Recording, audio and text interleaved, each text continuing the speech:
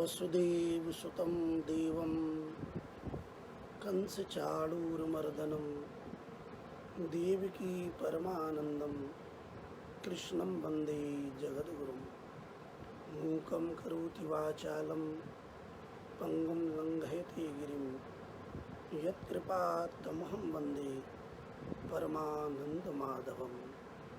जन्माद्यस्य यतोऽन्वयादितरतश्चार्थेष्वभिज्ञस्वराट् तेने ब्रह्महृदाय आदिकवये मुह्यन्ति यत्सूरयः। तेजो वारिमृदां यथा विनिमयो यत्र त्रिसर्गो वृषा धाम्ना स्वेन सदा निरस्तकुहकं सत्यं परं धीमहि।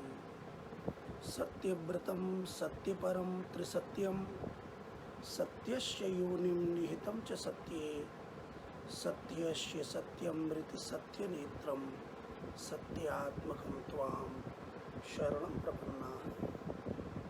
प्रचोदिता येन पुरा सरस्वती वितन्वताजस्य सतीं स्मृतिं हृदि स्वलक्षणा प्रादुर्भूत किलास्यतः समे ऋषीणां ऋषभः प्रसीदतां।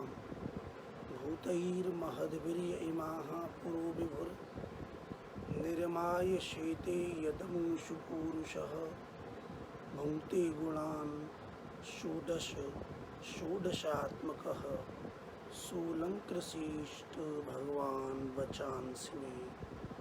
त्वमेव माता च पिता त्वमेव त्वमेव बन्धुश्च सखा त्वमेव त्वमेव विद्या द्रविणं त्वमेव त्वमेव सर्वं मम देवदेव त्वमेव सर्वं मम देवदेव त्वमेव सर्वं मम देवदेव। नमो देवी यमुने नमो देवी यमुने हर कृष्ण मिलनान्तरायं निजनाथ मार्गदायिनी कुमारी कामपूरिके कुरु भक्तिरायं। नमो देवी यमुने नमो देवी यमुने। श्याम सुंदर श्री यमुने महारानी की जय। श्री गोवर्धननाथ की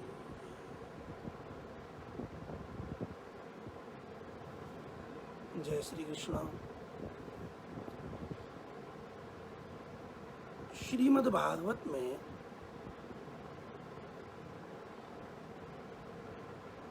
इतिहास पक्ष अर्थात कथा और स्तुति आदि, इसमें वेदांत। श्रीमद् भागवत के 10वें स्कंद में पूर्वार्ध में 5 गीत हैं। गीत मतलब जो गोपियों ने बोले हैं। पहला गीत है वेणु गीत। श्रीमद् भागवत के 10वें स्कंद 21वां अध्याय। इसमें जब श्री कृष्ण गोचारण करने के लिए वृंदावन पधारते हैं तो गोपियां दूर दृष्टि से श्री कृष्ण का दर्शन करती हैं और कृष्ण की रूप माधुरी और वेणु के स्वर को स्मरण करके श्रवण करके मूर्छित हो जाती है। फिर उस वेणु की जो माधुरी है, श्री कृष्ण की रूप माधुरी है, इसका वर्णन वेणु गीत में किया गया है। श्री कृष्ण वेणुनाद करके गोपियों के हृदय में सोए हुए प्रेम को जगाते हैं। श्री कृष्ण जिस भक्त पर कृपा करते हैं उसके हृदय में प्रेम जागृत करते हैं, क्योंकि बिना उनकी कृपा के उनमें प्रेम भी नहीं हो सकता। श्री कृष्ण जिस पर कृपा करें उसे वेणु का स्वर सुनाई पड़े, और वेणुनाद जब कान के द्वारा हृदय में जावे तब वह वेणु रस, वह आनंद उस हृदय में प्रेम के रूप में प्रकट हो जाता है। तो ये भगवान की कृपा ही है कि वो अपने भक्तों के हृदय में अपने लिए प्रेम जागृत करते हैं। दूसरा गीत है प्रणय गीत। श्रीमद् भागवत के रास पंचाध्यायी का जो प्रथम अध्याय है, 29वां अध्याय, उसमें जब श्री गोपी गण श्री कृष्ण की बांसुरी को, वेणु को सुनकर रात्रि के समय श्री कृष्ण के पास आती हैं, और तब श्री कृष्ण उनसे कहते हैं, आइए आइए गोपियों, आपका स्वागत है। इतनी रात्रि में घर परिवार को छोड़कर तुम यहाँ कैसे आ गई? क्या ब्रज में कोई उत्पात, उपद्रव, कोई विपत्ति आ पड़ी है? नहीं नहीं, आप लोग अपने ब्रज में, गांव में पति पुत्र आदि के पास लौट जाओ। श्री कृष्ण ने 10 वाक्यों में, 10 श्लोकों में जो बात कही, गोपियों ने उनका उत्तर दिया, और संपूर्ण प्रश्नों का उत्तर देने के बाद गोपियों ने कृष्ण को निरुत्तर किया और प्रेम पूर्वक रास के लिए प्रस्ताव किया। तो गोपी और कृष्ण के मिले हुए जो 21 श्लोक हैं, इन्हें महाप्रभु श्रीमद् वल्लभाचार्य जी महाराज ने प्रणय गीत के नाम से माना है। अगला गीत है गोपी गीत। जब श्री कृष्ण लघु रास करते करते जब गोपियों के मन में मान प्राप्ति की इच्छा हुई कि मेरा भी कोई स्थान है, थोड़ा मद उठा, तो श्री कृष्ण उनके मध्य में ही छिप गए। गोपियों ने कृष्ण को खूब ढूंढा, लीला भी की, आवेश में भी आई, लेकिन श्री कृष्ण नहीं मिले। वहां भी श्री कृष्ण ने एक किसी विशेष गोपी को अपने साथ में लेकर उन गोपियों को छोड़ा था, और अंत में वो उस विशेष गोपी को भी छोड़ गए थे। सभी गोपियों ने मिलकर श्री यमुना जी के परम पवित्र तट पर श्री कृष्ण की लीलाओं का गान किया, कृष्ण को पुकारा। ये गोपी गीत है। श्री कृष्ण प्रकट हुए।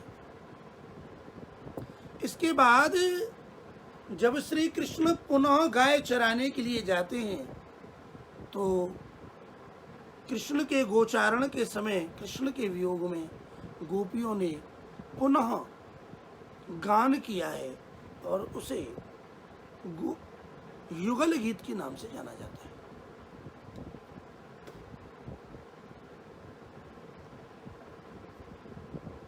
वर्ष में 12 महीने होते हैं। इसमें प्रत्येक महीने का एक युगल भाव वर्णन किया गया है, और 13वां महीना होता है पुरुषोत्तम मास। तो प्रत्येक महीने की भावना से गोचारण के 26 श्लोक गोपियों ने जो श्री कृष्ण के प्रति गान किए हैं, वो युगल गीत है। अध्याय संख्या 35। इसके बाद जब श्री कृष्ण ब्रज में लीला करके मथुरा पधारे, कंस को मारा, देवकी वसुदेव को बंधन मुक्त किया, उग्रसेन को राज सिंहासन पर विराजमान किया, यज्ञोपवीत संस्कार हुआ, गुरु के यहाँ पढ़ने गए, लौट कर के आए, और ब्रजवासियों की याद में श्री उद्धव जी के लिए ब्रज में भेजते हैं संदेश लेकर। अपने उद्धव को भेजते हैं अपने ब्रजवासियों के पास, अपने ब्रज में, अपने बाबा नंद बाबा के पास अपनी मैया के पास, अपने सखाओं के पास और मुख्य रूप से ब्रज गोपियों के पास। यही प्रसंग जब श्री कृष्ण की आज्ञा से उद्धव जी पधारे तो गोपियों ने उद्धव जी का दर्शन किया, बड़ी विनम्रता के साथ एकांत में ले गईं और बड़ी लज्जा से मुस्कुराते हुए आदर के साथ बड़े विनम्र भाव से श्री कृष्ण के अनुचर उद्धव जी का स्वागत सत्कार भी किया। इसके बाद गोपियों ने अपने आप ही जिस उद्देश्य से श्री उद्धव जी आए थे वो बात खुद ही कह दी कि हम सभी तुम्हें बड़े अच्छे से जानते हैं कि तुम यदुपति श्री कृष्ण का संदेश लेकर के मथुरा से आप यहाँ पधारे हो, आपको भेजा गया है। और इस बात को लेकर गोपियों ने व्यंग किया है। व्यंग का मतलब ये है, कह रहे हैं कुछ और उसका अर्थ है और कुछ। गोपियाँ कहती हैं हाँ भाई, आपका आना भी स्वाभाविक है, वैसे तो वो कृष्ण किसी की याद करता नहीं, लेकिन अपने सगे संबंधियों की याद तो ऋषि मुनियों के लिए भी आ जाती है, तो उसे अपने माँ बाप की याद आ गई। उसकी बूढ़ी मैया है, उसके नंद बाबा हैं, और इसलिए तुम आ गए हो। उसके अलावा तो इस ब्रज में उसके लिए कुछ है ही नहीं। हमें नहीं लगता कि इस ब्रज में गैया रहने वाली, पशुओं के साथ में रहने वाले किसी और की याद उन कृष्णों को आती हो। उद्धव जी ने कहा नहीं नहीं गोपियों, ऐसा नहीं है, वो तुम सबकी बहुत याद करते हैं, वो जानते हैं कि तुम्हारे प्राण उनमें बसे हुए हैं। गोपियाँ कहती हैं उद्धव जी ये मीठी चुपड़ी बातें बनाना छोड़ो, इन बातों में कुछ नहीं रखा। जब तक जिसका स्वार्थ होता है, काम होता है, तब तक प्रेम रहता है। वैश्या धनवान व्यक्ति का ही सम्मान करती है, धन न होने पर वैश्या पर पुरुष का त्याग कर देती है। विद्यार्थी विद्या पढ़ने के बाद गुरुजनों का त्याग कर देते हैं। प्रजा निर्बल राजा का त्याग कर देती है। पक्षी बिना फल के वृक्षों का त्याग कर देते हैं। मृग आदि पशु आग लगने पर जंगल का त्याग कर देते हैं। कौन किसको छोड़ के नहीं जाता? कृष्ण भी छोड़ के चले जाएं। इतना कहने के बाद कृष्ण की लीलाओं का स्मरण करती हुई गोपियों का तन, गोपियों का मन, गोपियों की वाणी कृष्ण में डूबी हुई है। कृष्ण में डूब गई, तल्लीन हो गई, रोने लगी, विलाप करने लगी, भूल गई कि यहाँ उनके बीच में उद्धव जी बैठे हुए। ऐसी गोपियों की प्रेम की दशा को जब उद्धव जी ने देखा, उद्धव जी उनके बीच में ही बैठे हुए हैं, तभी उस भीड़ के झुंड से दूर एक कोई विशेष गोपी भी बैठी हुई है, जिसका नाम श्री सुखदेव जी महाराज अपनी वाणी से नहीं लेते। सुखदेव जी भी क्या, श्री कृष्ण भी उनका नाम बहुत सोच समझ करके लेते हैं, कहीं नाम प्रकट नहीं करते। जिनका वो निरंतर ध्यान करते हैं, जिनका वो अति आदर करते हैं, सम्मान करते हैं, अत्यंत जिनसे प्रेम करते हैं, उसे छिपा के रखते हैं। और वो गोपी कोई और नहीं, वो कृष्ण की आत्मा श्री राधा जी है। एक बार श्री कृष्ण एकांत में बैठकर राधा रानी का स्मरण करने लगे। श्री कृष्ण जिस मंत्र का जप करते हैं वो महामंत्र है राधा। गोप्यो ही राधात्मा मंत्र है। ये जो राधा मंत्र है अत्यंत गोपनीय है। श्री कृष्ण एकांत में बैठकर राधा राधा राधा राधा राधा राधा राधा राधा जब ऐसा जप कर रहे थे, तो जप करते करते करते करते श्री कृष्ण की ऐसी दशा हो गई कि उनको तीनों लोकों में राधा ही राधा दर्शन दे। महापुरुषों ने उस स्थिति का वर्णन किया है जब श्री कृष्ण राधा राधा राधा राधा ऐसा जप कर रहे थे, तो राधा राधा का जप करते करते राधा में ऐसे डूब गए कि उनकी सर्वतः स्थिति राधामय हो गई। राधा पुरः स्फुरति पश्चिमतश्च राधा राधाधिसभ्यमिह दक्षिणतश्च राधा राधा खलु क्षितितले गगने च राधा राधामयी मम बभूव कुतस्त्रिलोकी। राधा पुरस्फुरति, कृष्ण आगे देखें तो श्री राधा, पश्चिम तश्च राधा, और पीछे पीछे भी राधा, राधादिसभ्यमिह, वाम भाग में देखें तो श्री राधा जी, और दक्षिण दिशा की ओर अपनी दाहिनी ओर देखें तो श्री राधा। राधा खलु क्षितितले, पृथ्वी पर जहां जहां श्री कृष्ण देख रहे हैं, इस पृथ्वी के तल पर सर्वत्र श्री कृष्ण को राधा का ही दर्शन हो रहा है। गगने च राधा, ऊपर देखें तो श्री राधा रानी, श्री राधा श्री राधा। राधामयी मम बभूव कुतस्त्रिलोकी, तीनों लोकों में श्री कृष्ण जहां भी देखते हैं सर्वत्र श्री कृष्ण की दशा कैसी हो गई, राधामयी। ये परम तत्व श्री राधा रानी। इसलिए श्री सुखदेव जी महाराज भी इनका नाम स्पष्ट नहीं लेते।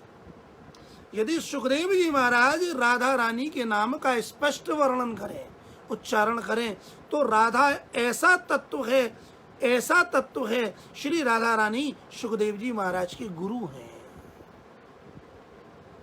श्री सुखदेव जी महाराज को लीला शुक माना गया है।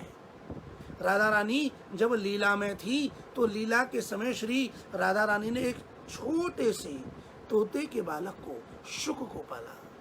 क्यों पाला? राधा रानी को श्री कृष्ण के रूप में बड़ी प्रीति है। श्री कृष्ण का रूप ना भी हो तो श्री कृष्ण के वियोग में राधा रानी इतनी व्याकुल हो जाती हैं कि श्री कृष्ण की लीला को सुनने के लिए उतावली रहती है। जब राधा रानी के विरह का बांध श्री कृष्ण के प्रति टूटता है तो उसे रोकने का केवल एक ही साधन है, कृष्ण नाम। श्री राधा रानी ने सुना कि एक तोता ऐसा होता है, उसे जैसा पढ़ाओ वैसा बोलता है। श्री राधा रानी ने तोते के छोटे शिशु को पाला है और अपने हाथ पर विराजमान करके, अपने हाथ के द्वारा उसके मस्तक पर, ऊपर उसके पूरे शरीर पर, सर्वांग पर श्री राधा रानी ने अपने हाथ के द्वारा उसे स्पर्श दीक्षा दी। स्पर्श दीक्षा है। स्पर्श से तत्व, प्रेम, भाव की जागृति होती है। श्री राधा रानी ने बड़े प्रेम के साथ शुक के मस्तक पर, अंग पर अपने हाथ से उसे सहलाया है। श्री राधा रानी का स्पर्श पा करके शुक परम आनंद की अनुभूति करता है। श्री राधा रानी इस शुक से इतना प्रेम करती है, अपने हाथ पर बिठाकर अपने हाथ से अनार के दाने इसकी चोंच में चुगाती है। इस शुक को हृष्ट पुष्ट करती हैं, इसका ध्यान रखती हैं, और फिर जब यह धीरे धीरे बड़ा हुआ, बोलने लायक हुआ, श्री किशोर जी के स्पर्श से इसमें चैतन्य अनुभूति हुई, उनकी कृपा जब इसे मिली, तब ये तोता श्री राधा रानी के प्रेम में विभोर होने लगा। श्री राधा रानी ने शुक से कहा, अरे शुक, मैंने सुना है कि तोते को जैसा पाठ पढ़ाया जावे तोता वैसा ही सुनाता है। तुम पाठ पढ़ोगे? तोते ने आदर पूर्वक श्री किशोरी जी का सम्मान किया है और अपनी चोंच खोल दी। जैसे ही शुक ने अपनी चोंच खोली, किशोरी जी समझ गई शिष्य अधिकारी है, सीखना चाहता है, ग्रहण करना चाहता है। जिसने अपने द्वार बंद कर रखे हैं उसके अंदर तत्व कभी प्रवेश नहीं कर सकता। सीखने के लिए द्वार खुले होने चाहिए, नेत्र के द्वार, कर्ण के द्वार, हृदय का द्वार। श्री किशोरी जी ने कृष्ण नाम का उपदेश इस शुक के लिए किया है। श्री कृष्ण कृष्ण कृष्ण कृष्ण। किशोरी जी कृष्ण कृष्ण कहती हैं। यह शुक उनकी वाणी के द्वारा निकले हुए इस शब्द रूप कृष्ण को, इस तत्व को कान से श्रवण करता है। हृदय में जाने के बाद किशोरी जी की आज्ञा होती है। किशोरी जी कहती हैं, मैंने जो कान में दिया है, बोला है, तूने जो सुना है उसे बोल। शुक भी कृष्ण नाम का उच्चारण करता है, कृष्ण कृष्ण कृष्ण।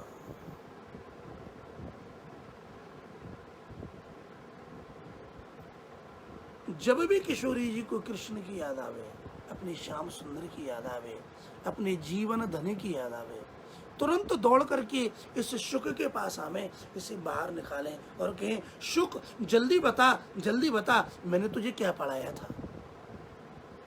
और शुकदेव प्रेम पूर्वक, आदर पूर्वक, बड़े भाव के साथ उच्च स्वर से श्री कृष्ण के नाम का गान करता है, कृष्ण कृष्ण कृष्ण। जब शुक की वाणी के द्वारा कृष्ण नाम किशोरी जी के कान में जाता है, हृदय में जाता है, हृदय को शांति मिलती है। एक बार श्री किशोरी जी शुक के साथ बैठी थी, मैया ने आवाज दी और किशोरी जी चली गई। इस तोते के धीरे धीरे पर निकलने लगे थे। शुक ने अपने पंख फैलाए, हलाए, जैसे ही फैलाए हलाए उनमें हवा भरी, ये शुक जमीन से उठा। इसने और पंखों को हिलाया और उठा। उड़ते उड़ते इसे आनंद आया और ये आकाश में उड़ने लगा। उड़ते उड़ते किशोरी जी के, श्री वृषभानु जी के महल बरसाने से ये शुक उड़ा और उड़ करके जैसे ही आगे गया, थोड़ी दूर जाकर ये थका, एक टकराया और जाकर के एक स्थान पर गिरा। जहां गिरा ये नंद बाबा के महल का, नंद जी का आंगन था। जैसे शुक को गिरा हुआ देखा, बाल कृष्ण दौड़ते हुए आए। श्री कृष्ण ने आकर के इस शुक को उठाया है, अपने हाथों से सहलाया है, इसे अपने हृदय से लगाया है। श्री कृष्ण का स्पर्श प्राप्त करके इसमें पुनर्चेतना जागृत हो गई। अरे शुक, तुम कौन हो? कहां से आए हो? क्या कुछ जानते हो? शुक ने श्री राधा रानी के द्वारा जिस कृष्ण नाम की दीक्षा प्राप्त की थी, आज उसका फल ये हुआ कि गुरु की कृपा से, श्री राधा रानी की कृपा से उन्हें श्याम सुंदर का दर्शन हुआ।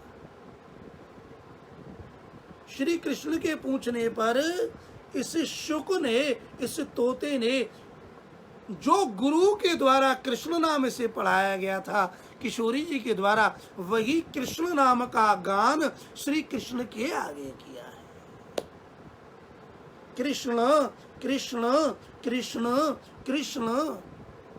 शुक की वाणी से कृष्ण नाम का उच्चारण सुनने पर श्री कृष्ण पहचान गए, ये सुख और किसी का नहीं, ये मेरी प्रिया श्री राधा रानी का ही सुख है। क्योंकि इसकी वाणी से जो प्रेम बरस रहा है, ये प्रेम किसी सामान्य का नहीं, मेरी राधा रानी का है। अरे तोता, अरे शुक, तुम पढ़े तो सही, लेकिन अभी अधूरा पढ़े हो। इस कृष्ण की महिमा श्री राधा के बिना नहीं है, इस कृष्ण की शोभा श्री राधा के बिना नहीं है। अभी तुम्हें अधूरा उपदेश मिला है। जैसे ही श्री कृष्ण ने कहा तुम अभी अधूरे पढ़े हो, सुखदेव ने विनम्रता पूर्वक अपनी गर्दन झुकाई, मस्तक उठाया और चोंच खोल दी। जैसे ही चोंच खोली, श्री कृष्ण समझ गए चेला अधिकारी है, प्राप्त करना चाहता है। चोंच खोलकर प्रतीक्षा करने लगा। जैसे ही उसकी खुली हुई चोंच को देखा, समझ गए सीखना चाहता है। आज श्री कृष्ण ने कृष्ण के साथ श्री राधा के नाम को जोड़कर युगल नाम की दीक्षा अपनी वाणी से इस सुखदेव को रटाई है। राधा कृष्ण राधा कृष्ण राधा कृष्ण। जैसे ही श्री कृष्ण ने युगल नाम दिया, शुक ने बड़े भाव से स्वीकार किया। आज्ञा मिलने पर उच्चारण की। श्री कृष्ण ने कहा शुक सुनाओ। राधा कृष्ण राधा कृष्ण। जब युगल नाम शुक ने बोला, श्री कृष्ण ने सुना। श्री कृष्ण के हृदय को इतना आनंद मिला, श्री कृष्ण को राधा के मिलन की अनुभूति होने लगी। श्री कृष्ण ने सुखदेव को अपने हाथ में ले लिया, साथ में ले लिया। उधर बरसाने में किशोरी जी जब लौट करके आई तो पिंजरा खाली, सुखदेव नहीं है, शुक उड़ गए। तोता को न पाकर के किशोरी जी विलाप करने लगी हैं, रोने लगी हैं। मेरा तोता, मेरा शुक कहाँ है? अभी चाहिए, अभी चाहिए। महाराज विश्वानु महाराज के महल में भगदड़ मच गई। किशोरी जी रो रही हैं, मचल गई हैं। तोता उड़ गया। किशोरी जी की सखी आई, ललता जी आई, चंद्रावली आई, विशाखा आई, तुंगभद्रा आई। किशोरी जी रो मत, हम अभी ढूंढ के लाती हैं। ढूंढती ढूंढती नंद बाबा के महल में पहुंच गई। उस तोते को देखा, जैसे ही शुक को देखा, लेना चाहा, श्री कृष्ण ने रोक लिया। श्री कृष्ण ने सोने के पिंजरे में उस तोते को रख दिया। लता जी कहती हैं कन्हैया, ये तोता, ये शुक हमारी किशोरी जी का है, उन्हें बहुत प्रिय है, ये उड़ करके आ गया है, इसके बिना वो रो रही हैं, हमें दे दो। श्री कृष्ण कहते हैं शुक हमारे घर में आया है, हमारा है, हम तो नहीं देंगे। मैया यशोदा लाला को समझाती है, अरे लाला तोता ही तो है, दे दे, मैं ऐसे 100 तोता तो को लाके दूंगी। श्री कृष्ण मचल जाते हैं, नहीं देते। मैया जानती है लाला हठी है, जिद्दी है। सखियों को समझाया, अरे देखो री, अभी थोड़ी देर में इसका ध्यान बटेगा और मैं ये तोता तुम्हें दे दूंगा। श्री कृष्ण खेलने के लिए गए और मैया ने उठाया पिंजड़ा और ललता जी के हाथ पे पकड़ा दिया, लो पिंजड़े समेत ले जाओ। जैसे ही सखियां प्रसन्नता पूर्वक श्री किशोरी जी के महल में पहुंची हैं, किशोरी जी इंतजार कर रही हैं, प्रतीक्षा में हैं, कृष्ण नाम श्रवण करना चाहती हैं। जैसे ही सखियां लेकर के पहुंची, किशोरी जी ने दौड़ करके पिंजड़ा लिया, पिंजड़े को खोला, शुक को निकाला। अरे निर्मोही, तू मुझे छोड़ के कहाँ चला गया था? मुझे अपने प्राण प्यारे की याद आ रही है, जरा सुना, मैं तेरी वाणी से अपने प्रियतम के नाम को सुनना चाहती हूँ। आज सुखदेव जी महाराज कुछ और भी तो पढ़ के आए, अति प्रसन्न है।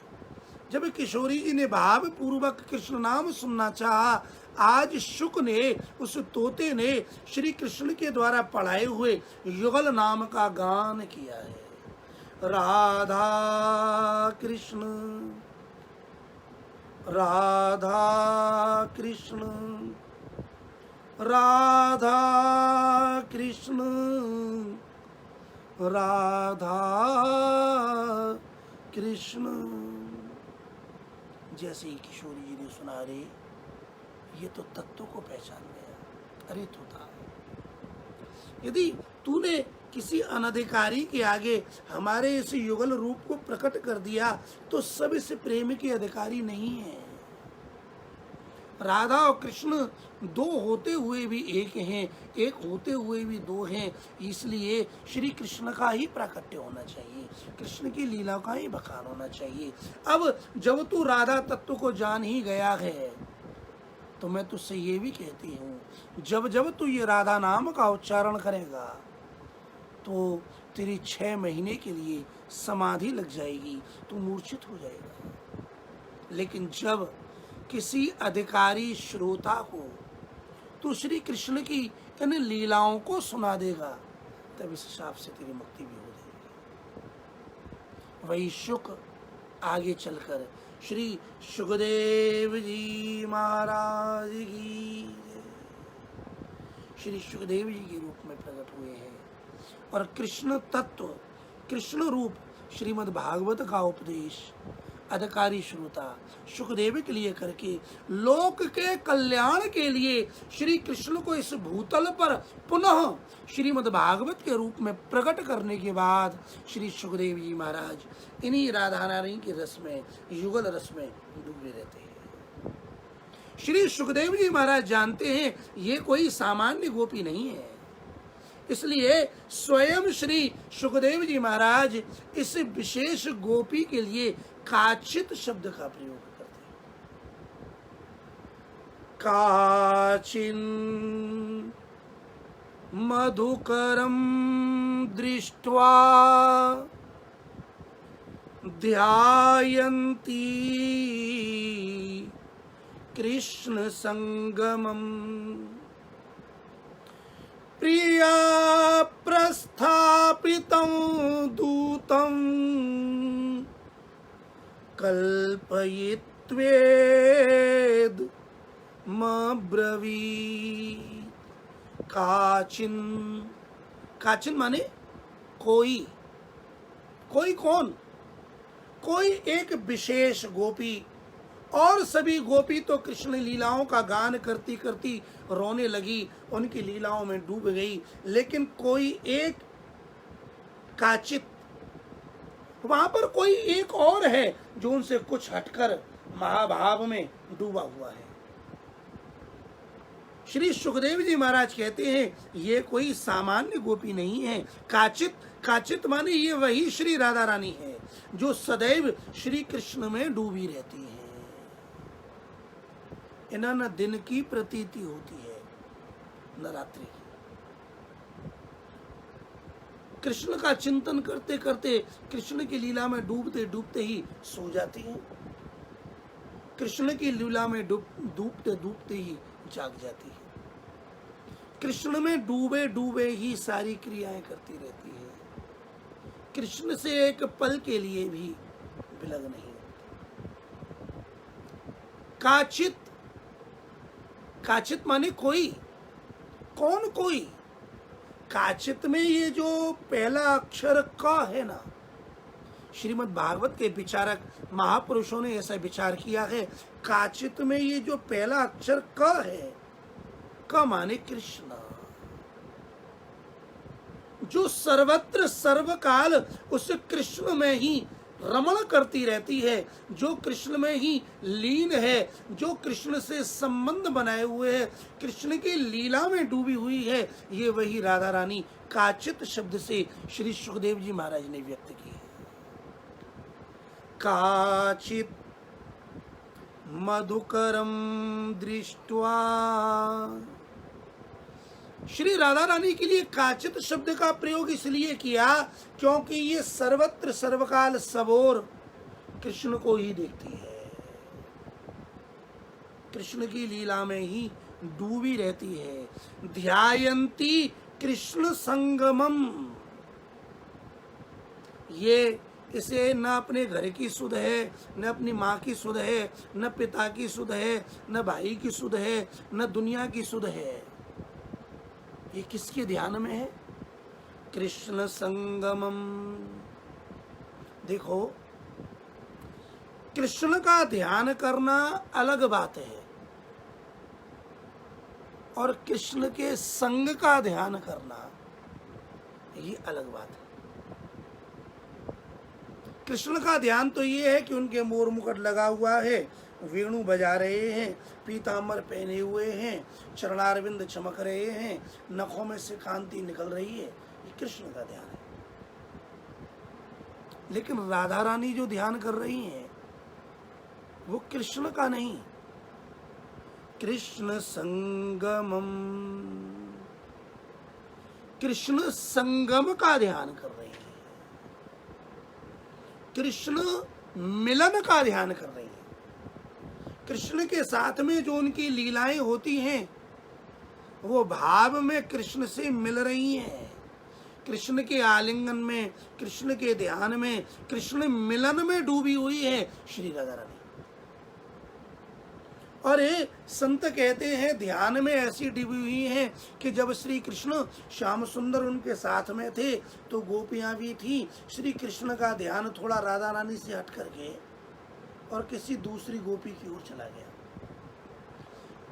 अब ये बात राधा रानी को कैसे बर्दाश्त हो? मुझे छोड़ करके और कृष्ण का ध्यान किसी पर चला जाए, महाराज राधा रानी को मान आ गया, राधा रानी रूठ गई और रूठ करके जाकर थोड़ी दूर बैठ गई। राधा रानी ऐसे ध्यान कर रही है। राधा रानी सोच रही है कि कृष्ण हमसे इस समय थोड़े दूर हैं और हम उनसे रूठ करके बैठ गई हैं, हम कृष्ण से मान करके बैठी हुई हैं। श्री कृष्ण से रूठी बैठी हुई श्री राधा रानी कृष्ण के ध्यान में, कृष्ण के मिलन में, कृष्ण के संग में, कृष्ण के आलिंगन में, कृष्ण की भावना में, कृष्ण के संगम में ध्यान कर रही है कि तभी मधुकरम दृष्ट्वा, उन्होंने, किसने, काचित किसी उस विशेष गोपी श्री राधा रानी ने मधुकरम दृष्ट्वा, मधुकर को देखा। मधुकर माने भौरा। अब यहां से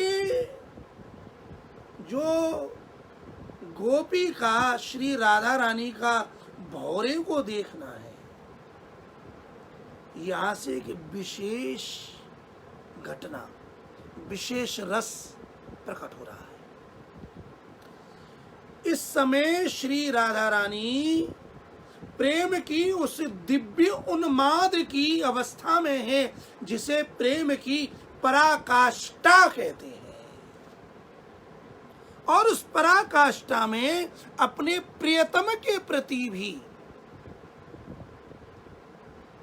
ऐसे ऐसे शब्दों का प्रयोग किया जाता है जिसे श्रवण करने में लगता है कि ये उनसे प्रेम नहीं करती, बल्कि लगता है कि ये तो उनसे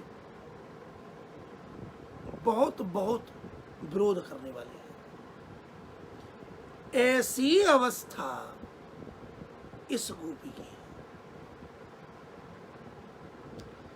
श्री उद्धव जी महाराज बैठे हुए हैं, गोपियां विलाप कर रही हैं, श्याम सुंदर। तभी हुआ क्या कि कहीं से एक भंवरा आ गया। सामान्य घटना तो ये है कि भौरे का स्वभाव है कि वो पुष्पों पर रहता है और वहीं पर जो राधा रानी अपने ध्यान में मगन है, राधा रानी का पीत वर्ण है, गौर वर्ण है, लाल लाल चरण है, चरण कमल जैसे हैं, कमलों में से सुगंध निकल रही है। राधा रानी के चरणों में से जो सुगंध निकलती है वो बहुत दूर तक जाती है और उस सुगंध को सूंघता सूंघता उस रस का अभिलाषी वो भंवरा आया और राधा रानी के चरण नख जो चमक रहे हैं, चरण जो कमल जैसे दिख रहे हैं, भंवरे ने सोचा कि मैं इस रस का पान कर लूं। स्थिति तो ये है। भौरा साधारण है, रसपान करना चाहता है, राधा रानी के चरण कमलों में से पराग निकल रहा है, एक दिव्य गंध निकल रही है और भंवरा उस रस को पान करना चाहता है। कभी पास में आता है, कभी दूर जाता है और गुनगुनाता है। भौरे की जो गुंजार है राधा रानी के कान में गई, राधा रानी के कान में गई। राधा रानी ने तत्काल उस भंवरे को देखा। मधुकरम दृष्ट्वा, मधुकर। अब ध्यान दीजिएगा, वहीं पर उद्धव जी बैठे हुए हैं। ये कौन है? ये श्री कृष्ण के द्वारा भेजे हुए श्री कृष्ण के दूत हैं। दूत का काम है संदेश लेकर के आना।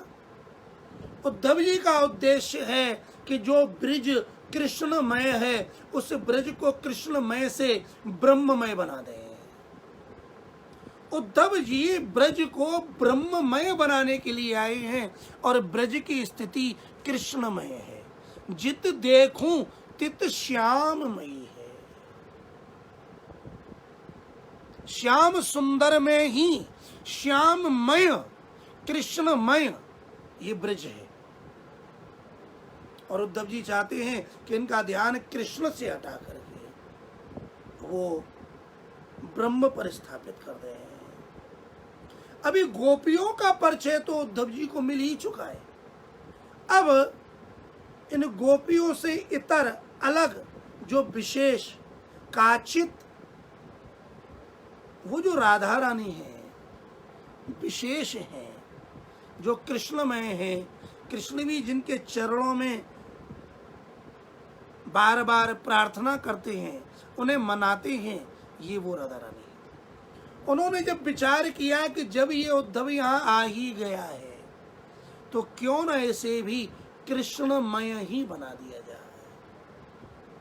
श्री राधा रानी प्रेम की उस पराकाष्ठा में विराजमान है जिसमें एक अवस्था प्रेम का एक विलास है। प्रेम का विलास उस अवस्था में पहुंच गया है जहां राधा रानी आज जल्पना कर रही है, जहां कुछ न होते हुए भी सब कुछ कह दिया गया है, जहां दोष न होते हुए भी दोष सिद्ध किए गए और एक भंवरे को निमित्त बना करके उद्धव के लिए संपूर्ण बातें सुनाई गई। मधुकर, मधु माने शहद और कर माने हाथ। जिसके हाथ में शहद है उसे मधुकर कहते हैं। इधर तो उस काले भंवरे को मधुकर कहा और इधर जो उद्धव जी मीठी चुपड़ी बात बना रहे हैं, उन्हें मना रहे हैं, कृष्ण का संदेश सुना रहे हैं, उनकी प्रशंसा कर रहे हैं, उन उद्धव के लिए भी मधुकर शब्द का प्रयोग है। अरे उद्धव जी, तुम उस कृष्ण जो मधुपति है, बड़ा मीठा बोलने वाला है, उसने तुमको मीठी मीठी बातें पढ़ा करके यहाँ भेजा है। उस शहद को तुम जो अपने हाथों में लेकर के आए हो ना, हे मधुकर उद्धव, हम तुम्हें अच्छी तरह से जानते हैं, हमने तुम्हें अच्छी तरह से देख लिया है, मैं तुम्हें पहचानती हूं। उस मधुकर उद्धव को देख करके, उस मधुकर भौरे को देख करके, कृष्ण के संगम में, कृष्ण संगम के ध्यान में डूबी हुई उस राधा रानी ने जब उस भंवरे को अपने पांव को छूते हुए देखा तो ऐसी भावना की कि ये मेरे चरणों का रस लेना चाहता है। दूर हट, हट, हट जा, दूर जा, दूर जा, मेरे पास मत आ। काचिन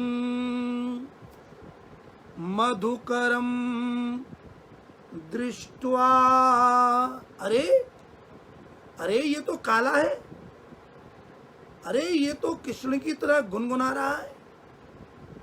कृष्ण के संगम के ध्यान में डूबी हुई राधा रानी ने, उस विशेष गोपी ने, श्री सुखदेव जी महाराज कहते हैं, काचित किसी ने जब उस भौवरेव को देखा, जो गोपी, जो काचित श्री कृष्ण के संगम के ध्यान में, कृष्ण के मिलन के लीला में डूबी हुई थी, ध्यान में डूबी हुई थी, और जब वह भंवरा उनके पास गया तो उस गोपी ने क्या सोचा कि ये भंवरा आया नहीं, इसे भेजा गया है। जिस काले कृष्ण का वो ध्यान कर रही थी, काले भंवरे को देखकर उसने देखा कि ये तो काला भंवरा उस काले कृष्ण के द्वारा दूत बना करके मेरे पास भेजा गया है। क्यों भेजा गया है? माफी मांगने के लिए। छोड़ के चले गए हैं ना, आने की फुर्सत तो है नहीं। वो जानते हैं कि राधा रानी मुझसे नाराज है, मान करके बैठी है, इसलिए मुझे मनाने के लिए इस भौरे को दूत बना करके भेजा है। अरे भंवरे, मैं तुझे पहचान गई, तू कोई और नहीं। कल्पयित्वेदमब्रवीत, उस भौरे में ऐसी कल्पना कर ली, उस भौरे को राधा रानी ने कृष्ण का दूत मान लिया है। प्रिय प्रस्थापितम दूतम कल्पयित्वेदम, ऐसी कल्पना हुई राधा रानी को कि ये भौरा कोई सामान्य भौरा नहीं है, इसे भेजा गया है। और प्रिय प्रस्थापितम, कृष्ण ने हम रूठी हुई गोपियों को, मुझ रूठी हुई राधा को मनाने के लिए इसे भेजा है। ये वही है, ये कोई सामान्य भौरा नहीं है। मेरे प्रिय श्री कृष्ण के द्वारा हमें मनाने के लिए वो जानता है कि हम उससे रूठी हुई हैं, इसलिए मनाने के लिए इस दूत को संदेश लेकर के भेजा है। और ये दूत आकर के सबसे पहले मेरे चरण स्पर्श कर रहा है।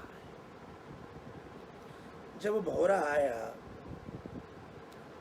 और उसने श्री राधा रानी के चरणों को स्पर्श किया, तो आज राधा रानी इतनी जल्पना करती है, जो बोलती हैं ये कोई सामान्य अवस्था के शब्द नहीं है। ये प्रेम की उन्माद अवस्था, जो दिव्य उन्माद है, उस अवस्था में पहुंच करके श्री राधा रानी उस भंवरे से बात कर रही है। 10 श्लोकों में इन भावों को वर्णन किया गया है और इसे भ्रमर गीत कहते हैं। श्री सुखदेव जी महाराज कहते हैं कि वो काचित, वो विशेष गोपी जो कृष्ण के संगम के ध्यान में मगन थी, और जब उसने अपने पास आए हुए भंवरे को देखा, तब वह उस भंवरे में दूत की कल्पना करते हुए बोली। श्री सुखदेव जी महाराज वर्णन करते हैं, गोप्युवाच, कौन बोली? गोपी बोली। बहुवचन नहीं है, एक वचन। जब गोपी गीत का पाठ करते हैं तो वहां गोप्य ऊचुहु, गोपियां बोली, अंतर देखिएगा। वो गोपी गीत बहुत सी गोपियों के द्वारा गाया गया है, लेकिन यहाँ यह जो बोला जा रहा है, ये बहुत सी गोपियों के द्वारा, सभी गोपी मिलकर के नहीं बोली। काचित जिस किसी एक गोपी ने उस मधुकर को देखा, ये वही गोपी बोली। गोप्युवाच, गोपी उवाच, गोपी बोली। गोपी तो कभी बोलती नहीं, गोपी तो मौन रहती है, क्योंकि उसका स्वभाव ही गोपन करना है, छिपाना है। गोपी हमेशा कृष्ण को कृष्ण के प्रेम को, कृष्ण के भाव को इन दुनिया से छिपा के रखती है। तो जो गोपनशीला है उसका तो धर्म है छिपा करके रखना। फिर वो क्यों बोली? वो इसलिए बोली क्योंकि उसने कृष्ण रस पिया है, और जो बहुत पीता है वो गाता भी है। गोपी शब्द का एक विशेष अर्थ ये है, गो माने इंद्रियां, गो भी ही इंद्रियै ही कृष्ण रसम पिबती, जो अपनी इंद्रियों के द्वारा रसम पिबती, रस को पीती है, कृष्ण रस को पी रही है, उसका नाम गोपी। आंख के द्वारा कृष्ण के रूप का रस पिया, अपनी इंद्री के द्वारा कृष्ण रस पिया, इसलिए ये गोपी है। कानों के द्वारा कृष्ण के नाम का, कृष्ण की लीला का, कृष्ण की चर्चा का रस पिया, इसने अपनी कान रूपी इंद्री के द्वारा कृष्ण को पिया, इसलिए ये गोपी है। ये कान से कृष्ण को पीती है, ये आंखों को प्याला बना करके कृष्ण रस पीती है, कृष्ण की रस रूप माधुरी पीती है।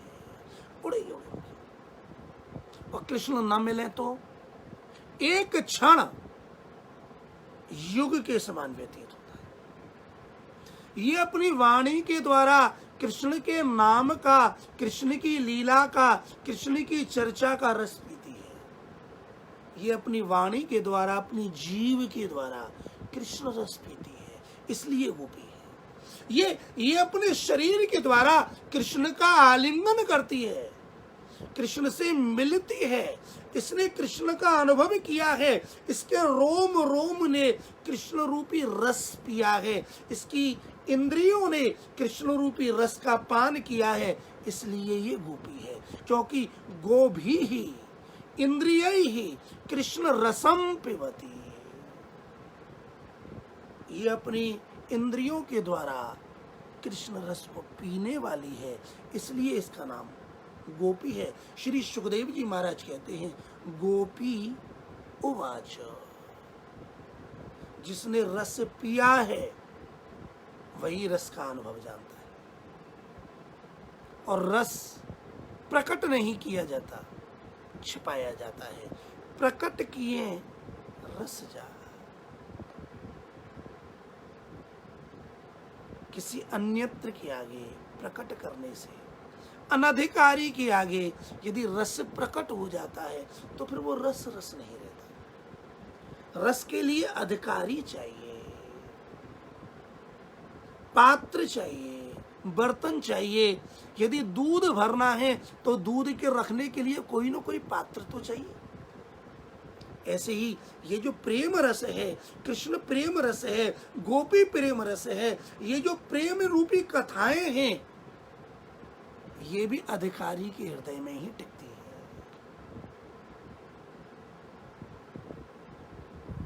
जो रसपान करता है वो गान भी करता है, जिसने पिया है वो पिलाएगा। गोपी ने कृष्ण रस का पान किया है और वह कृष्ण प्रेम उस पराकाष्ठा पर पहुंच गया है जहां अपने और पराये का भाव दूर हो जाता है, जहां राग और द्वेष, जहां ईर्ष्या, सब प्रेम में आ जाते हैं। यहां इस समय इस गीत में जो हम और आप श्रवण करेंगे, इसमें ऐसे ऐसे शब्द श्रवण करने को मिलेंगे जो कि प्रेम से बिल्कुल विरुद्ध हैं, लेकिन वो विरुद्ध नहीं, वो प्रेम की प्रगाढ़ता है। श्री सुखदेव जी महाराज भ्रमर गीत के प्रथम श्लोक का वर्णन करते हैं। गोप्युवाच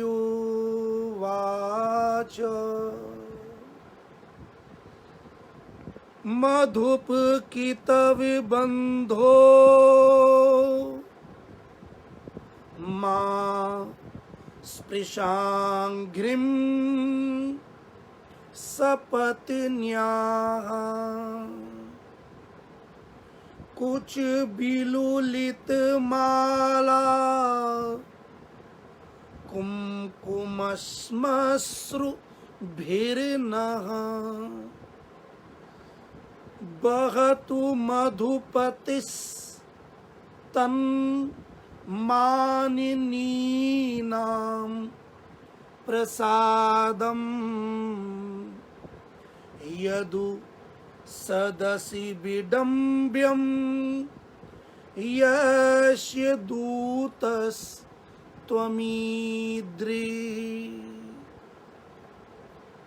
मधुप,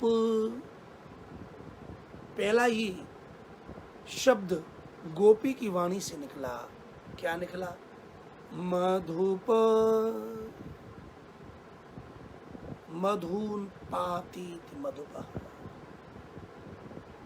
जो मधु पीता है, मधु पान करता है, उसे मधुप कहते हैं। वैसे तो मधु शब्द का एक अर्थ है फूलों का रस, शहद, हनी। भंवरा पुष्पों पर जाकर के उनका रस पीता है, मधुपान करता है। मधुपान करने के कारण भंवरे का नाम है मधुप। मधु शब्द का एक दूसरा भी अर्थ है और वह है शराब, मदिरा, मद्य।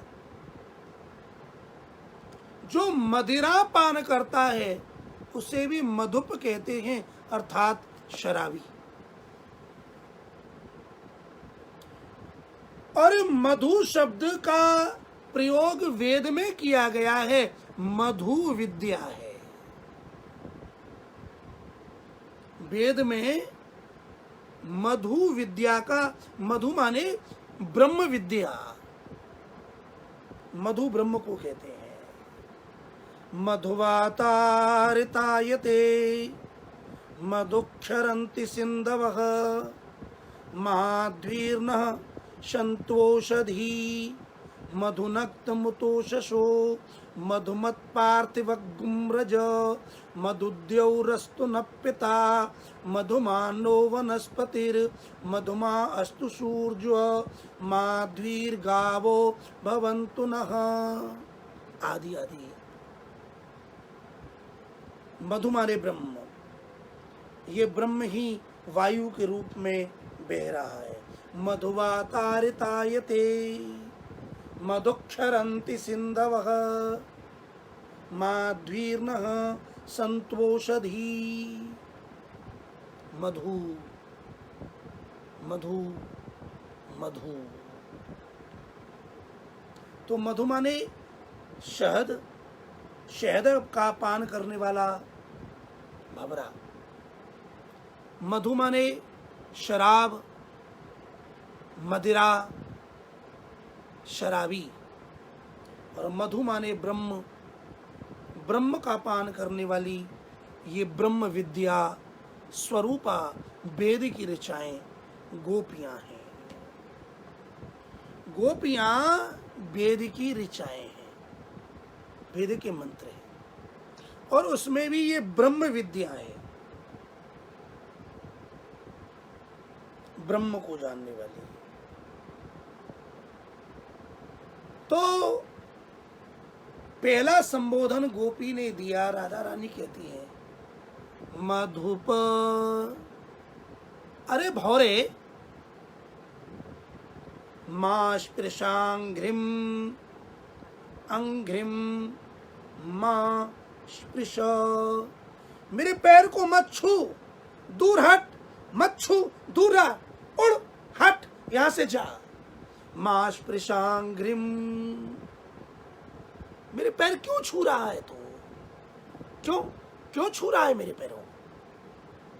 मेरे पैरों को मत छू, दूर हट। क्यों? भंवरे ने कहा, अरे हम तो आपके चरणों को छूने के लिए ही आए हैं, हमें चरण छू लेने दो। राधा रानी कहती है, नहीं माँ, स्पर्श मत करना, दूर रहना। बोले क्यों? हमने कौन सा अपराध किया है? बोले तुम मदुप हो, शराबी हो, और जिसने मदिरा पान किया हो, मदिरा पान करना पाप है। मदिरा पान किए हुए व्यक्ति से चरण स्पर्श नहीं कराने चाहिए। तुम यदि हमें स्पर्श करोगे तो हम अपवित्र हो जाएंगे। भंवरा कहता है, मैं तो आपके चरणों को स्पर्श करने से पवित्र हो जाऊंगा। राधा रानी कहती हैं, यदि तू हमें स्पर्श करेगा तो हम अपवित्र हो जाएंगे, इसलिए दूर हट। मां स्पृशांघ्रिम अंघ्रिम मां स्पृश, तू मेरे चरणों को मत छू, दूर हट। बोले क्यों हटे? हमें चरण स्पर्श कर लेने दो। राधा रानी कहती है कि तव बंधो, तू हमारे चरणों को मत छू। क्यों ना छू? क्यों? तू कितब बंधु है। कितब माने कपटी, और कपटी का बंधु, कपटी का मित्र भी कपटी ही होता है। हम जानते हैं तू उस कपटी कृष्ण का सखा है। जैसे वो काला है ऐसे तू भी काला है। जैसे वो पीला पीतांबर ओढ़ लेता है ऐसे तू भी पुष्पों के मकरंद में जाकर उनकी पीतिमा ओढ़ लेता है। तेरी आगे की जो मूछें हैं इन पर जो पीलापन लगा हुआ है ये बता रहा है तू भी कपटी है, कपटी का बंधु है, दूर हट। हम कपटियों से और कपटियों के बंधुओं से अपने चरण स्पर्श नहीं कराते। मां स्पृशांघ्रिम सपत्न्या कुछ बिलुलित माला कुमकुमश्मश्रु भिर्नः। भंवरा कहता है, मानो भंवरे की एक आदत होती है, एक जगह स्थिर नहीं रहता। आप भंवरे को देखना, कभी गुंजार करता हुआ नजदीक आ जाएगा और कभी फिर दूर, बहुत जल्दी पास और बहुत जल्दी दूर, बहुत जल्दी पास बहुत जल्दी दूर। ये भंवरा का स्वभाव है, षटपद है, बहुत तेजी से आता है, तेजी से जाता है। तो जैसे ही पास में आया किशोरी जी ने कहा दूर हट, भंवरा दूर गया, फिर दौड़ करके पास में आया। किशोरी जी कहते हैं स्पर्श ना करना हमारे चरणों में। भंवरा कहता है कि हम मानते हैं हमसे अपराध हुआ है, हम जानते हैं हम बड़े पापी हैं, लेकिन और उसी पाप के कारण ही हमारा ये रंग काला हो गया है। लेकिन आप तो उज्ज्वला हैं, आप तो परम पवित्र हैं। यदि मैं आपके चरणों को स्पर्श कर लूंगा तो मेरे पाप मुक्त हो जाएंगे। किशोरी जी कहते हैं शरण में उसी को लेना चाहिए जिसमें कपट ना हो। चरण छूने का मतलब तो ये होता है कि हम तुम्हारे चरणों में आश्रित हो गए, तो चरणों में आश्रय उसी को दिया जाता है जिसके अंदर कपट ना हो।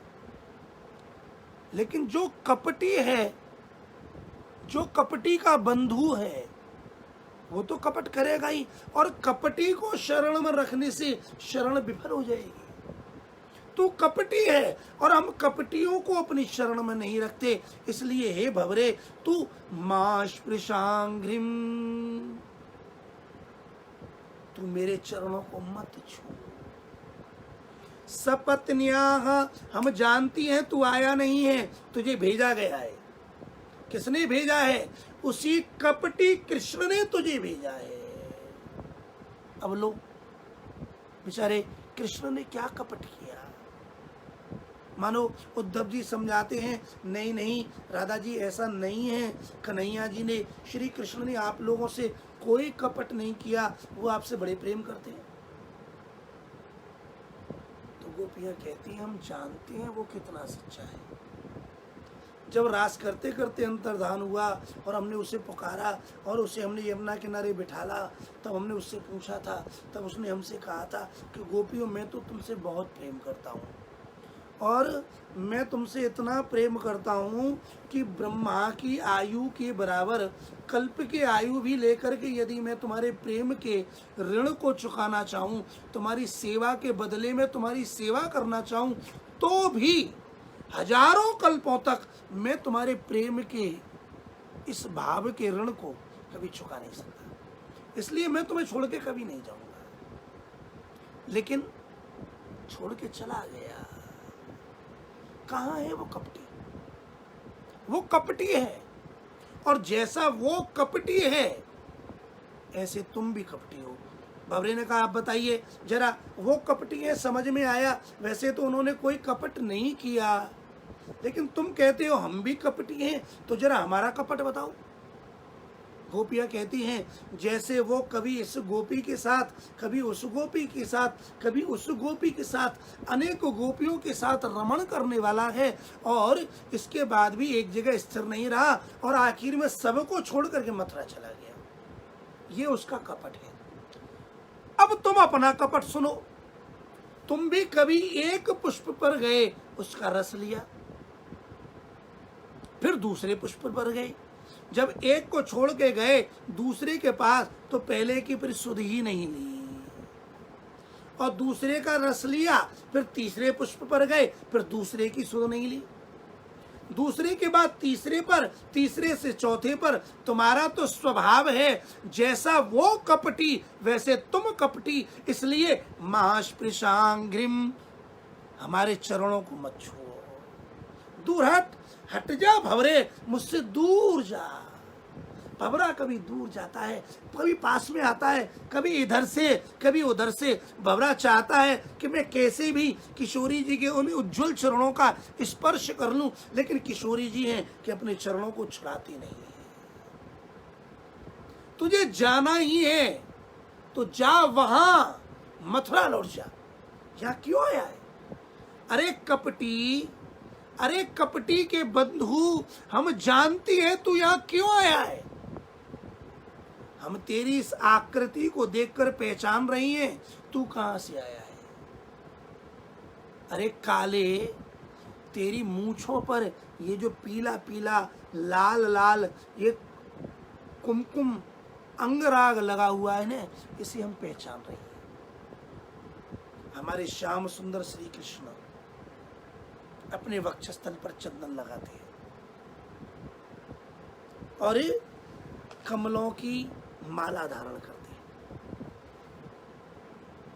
और मथुरा में जो हमारी वो सपत्नी है ना, सपत्न्याः, सपत्नी माने सौत, मथुरा में जो उसने हमारी सौतों को रख रखा है ना, और वो सौत आकर के जब श्री कृष्ण से गले मिलती हैं, कुछ बिलुलित माला। अब जरा भावना कीजिए कि श्री कृष्ण जब गले मिलते हैं, तो जब गले मिले तो गोपी कहते हैं मथुरा की नागरियों से जब हमारी सौत से वो गले मिलते हैं, तो गले मिलने पर उनके गले में जो कमलों की माला है और जो चंदन लगा हुआ है, वो हमारी सौत के गले मिलने से उसके वक्षस्थल से वो माला रगड़ गई, मुरझा गई, टूट गई, और जब वो टूट करके गिरी, उनमें चंदन लगा हुआ, उनके वक्षस्थल का जो लाल लाल केसर युक्त अंगराग है, वो लग करके जब वो मालाएं गिरी, तू गया और उस चंदन को, उस रस को लेकर के यहाँ आ गया। तेरी मूंछों पर ये जो लाल लाल पीला पीला चंदन अंगराग लग रहा है ना, हम पहचान गए हैं, ये वही अंगराग है, ये वही अंगराग है जो श्री कृष्ण हमारी सपत्नियों के साथ जब गले मिले थे और उनके वक्षस्थल के मिलने से जब मालाएं टूटी, उनके वक्षस्थल का अंगराग उस पर लगा, उसी को लेकर तू हमारे पास आया है। ये उन्हीं सपत्नियों ने, हमारी सौतों ने तुम्हें हमारे पास भेजा है। हम पहचान रही हैं तुझे, तू अपने आप नहीं आया, ये उन सौतों ने तुम्हें हमारे पास भेजा है, जाकर के देख कर के आओ कि वो जिंदा है कि मर गई। यदि जिंदा हो, रूठी हुई दिखे तो उन्हें मना लेना, और उनके अंदर जो रस है ना उसे चूस लेना। हम जानती हैं तू हमारे चरणों को क्यों स्पर्श करना चाहता है। भंवरा बोला, जरा बताइए आप क्या जानती हैं, हम आपके चरणों को क्यों स्पर्श करना चाहते हैं। गोपियां कहती हैं, भंवरे का स्वभाव है कमल के रस को चूसना, और जब रस ले लिया जाता है तो तब वो पुष्प मुरझा जाता है। मेरे चरण कमलों में भी जो रस है उसे चूस कर तुम मुझे मुरझाना चाहते हो। मैं समझ गई उन सपत्नियों ने जो तुम्हें पढ़ा करके भेजा है कि वहां जाओ और उनके रस को चूस लो, उन्हें मुरझा दो, जिससे वो ऐसी मुरझा जाएं कि हमारे श्याम सुंदर हमें छोड़ करके कभी ब्रज न लौट जाएं। यदि वो मुरझा जाएंगी तो हमारे कृष्ण फिर कभी नहीं जाएंगे, उनके ही पास रहेंगे। मां स्पृशांघ्रिम सपत्न्या, हमारे चरणों को मत छूना, भूल करके भी हमारे चरण कमल के रस का आस्वादन मत करना। हमारे चरण कमल के रस के आस्वादन का अधिकारी कोई कपटी नहीं हो सकता। हम तो अपना रस उसी को देते हैं जिसके अंदर कपट नहीं, प्रेम है, और तू और तेरा बंधु तुम दोनों कपटी हो। इसलिए मां स्पृशांघ्रिम सपत्न्याः, सपत्न्या माने सपत्नी। अब जरा तुम विचार कीजिएगा, अभी तक श्रीमद् भागवत की जितनी कथा आई है, जब से श्री कृष्ण मथुरा गए हैं तब से उन्होंने किसी को अपनी पत्नी नहीं बनाया। अब कहाँ थी कृष्ण की पत्नियां वहां? क्या कृष्ण ने अभी कोई विवाह किया है? नहीं किया। विवाह तो द्वारका में होंगे। और रही बात कुब्जा की, तो अभी श्री कृष्ण कुब्जा के यहां भी नहीं गए हैं, लेकिन फिर भी उनसे कहा जा रहा है कि अरे कपटी के मित्र, अरे धूर्त के मित्र, अरे उस छलिया के दोस्त, उस छलिया के मित्र, वो जो छलिया श्री कृष्ण है तू उसका बंधु है। अरे भौरे सपत्न्याः कुछ बिलुलित माला कुमकुमस मश्रुभिर्नः, तेरी जो डाणी मूछों पर ये जो कुमकुम, लाल लाल चंदन, ये जो केसर, ये जो अंगराग लग रहा है, हम पहचान रही हैं कि ये उन्हीं स्त्रियों के वक्षस्थल का है जो श्री कृष्ण से मिली हैं, और उसी को लेकर तू यहाँ आया है। कृष्ण कहाँ किससे मिले, लेकिन ये श्री राधा रानी की प्रेम की ये दिव्य उन्माद अवस्था है। भंवरा मानो कहता है कि नहीं नहीं, ऐसा नहीं है, वो तुमसे ही प्रेम करते हैं, वो तुमसे मिलने के लिए आएंगे। तो बोले अच्छा, वो हमारे पास आएंगे? बोले हाँ, वो आएंगे, आपके साथ रहेंगे। अरे बोले रहने दो, इसमें उसकी बड़ी बुराई हो रही है। जब से वो यहां से गए हैं, बहतु मधुपति स्तन मानिनी नाम प्रसादम यदु सदसि विडम्ब्यम यस्य दूतस् त्वमीद्री।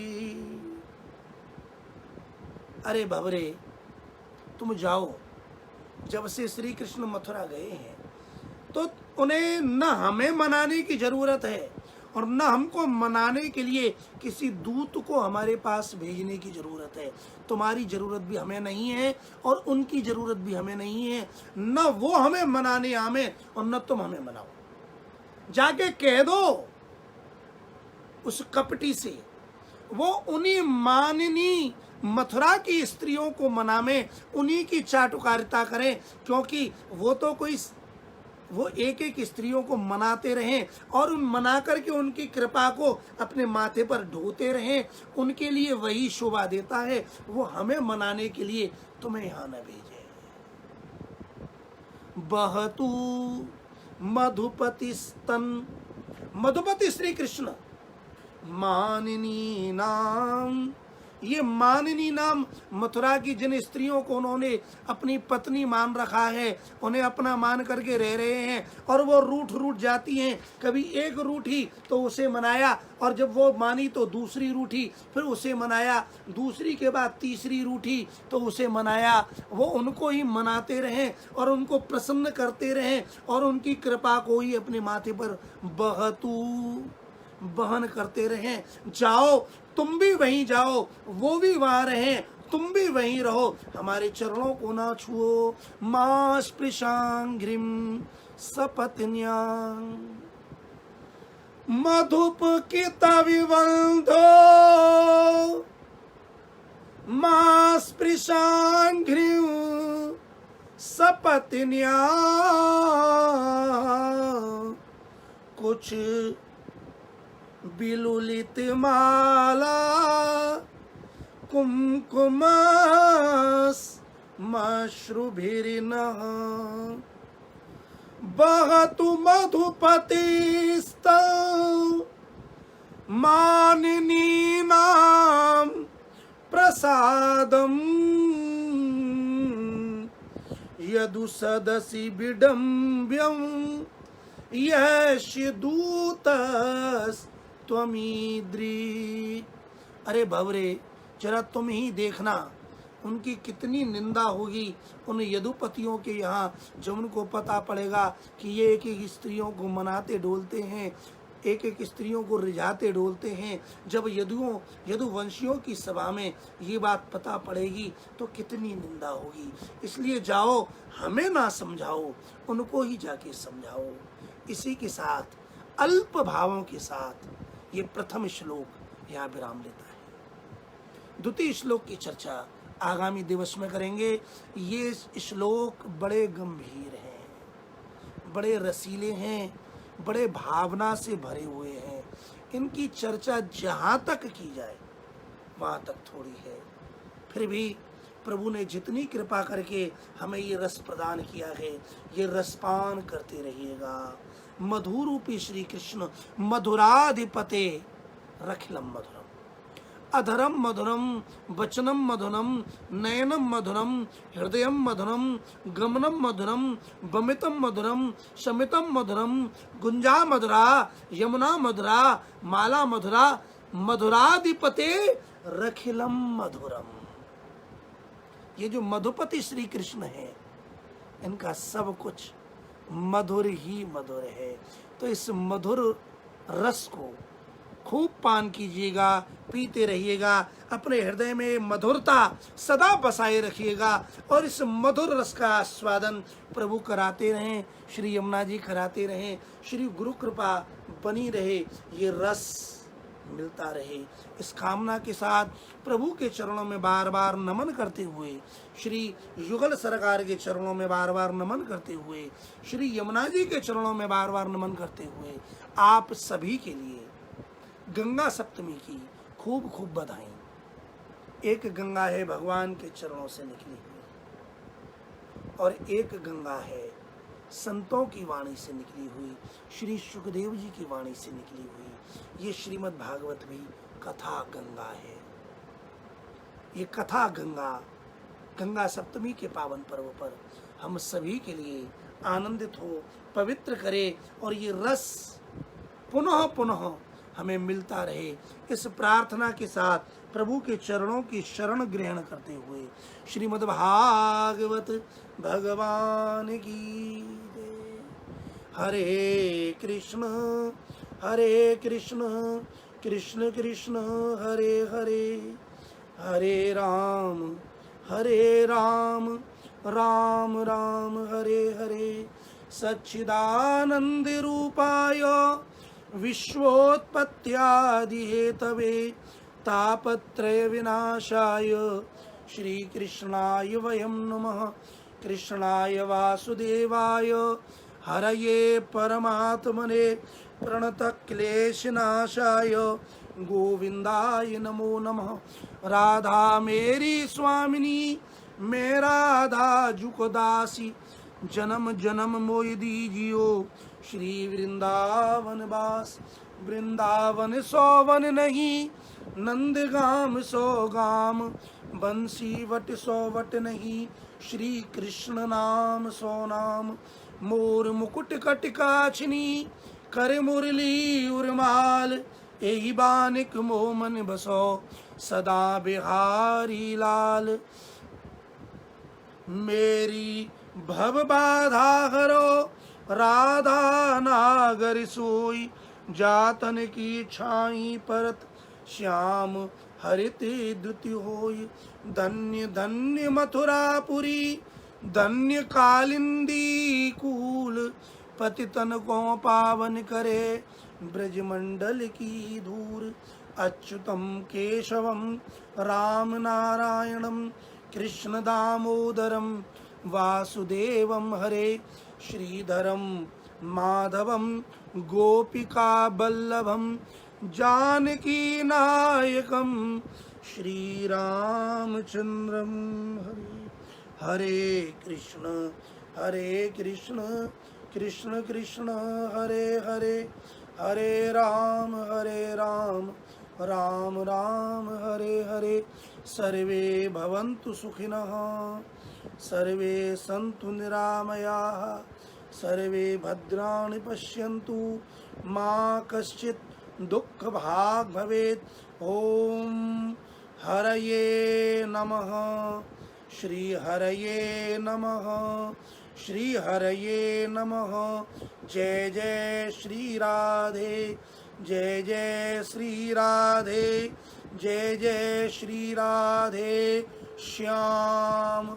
श्री गोपाल जी महाराज की जय, यमुना मैया की जय, जय जय श्री कुंज बिहारी लाल की जय, युगल सरकार की जय, श्यामा श्याम की जय, भगवत धाम की जय, मथुरा ब्रज धाम की जय, केशव देव भगवान की जय, द्वारकाधीश की जय, जय जय श्री राधे।